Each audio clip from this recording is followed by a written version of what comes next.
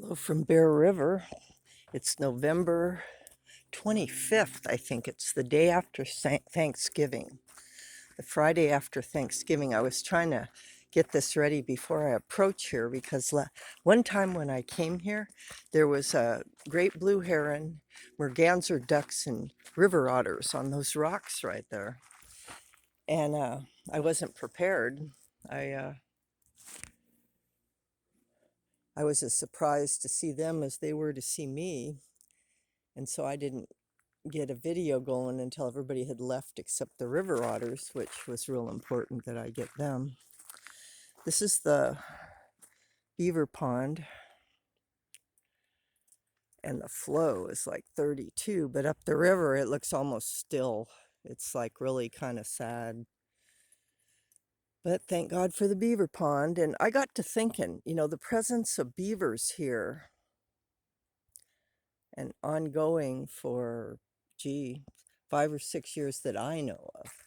I think they had something to do with the emerging wetland and creating this space. If you look at the edge, there's not like a beaver dam, but the edge of this pond is kind of like a sill where the river is flowing over the brink here. And behind that brink is this large area of water where the beavers and the fish have a refugia. I just saw a fish jump out there.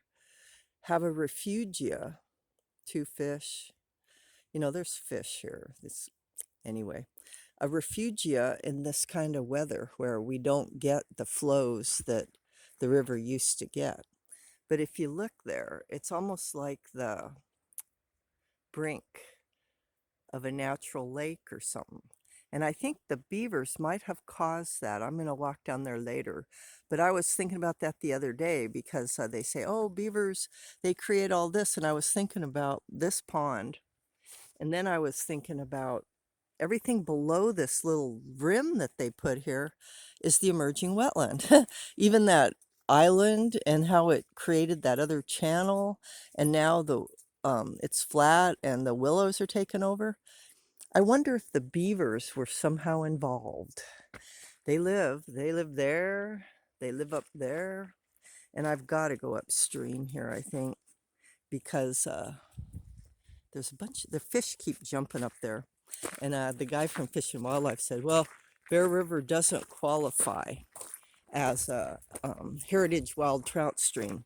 But I wonder if they ever really looked, because there's been no fish population monitoring. So they probably just said, oh, NID uses this as a drainage ditch. It'll never be able to, sustain itself. Because they get written off. And there has actually been prejudice against our Bear River, in my opinion, because it's a Native American area. It's prominent with the Native Americans. This tree just came down. Isn't that interesting? It wasn't down the other day, and I think it's the conditions. And maybe it was just its time. It looks dead. So it just said, okay, I'm done. Bye. Clump. And down it goes. Okay, I'm going to start again because I'm getting on to 4 minutes and try to get near where the fish are jumping. Maniwachoni, this water is life.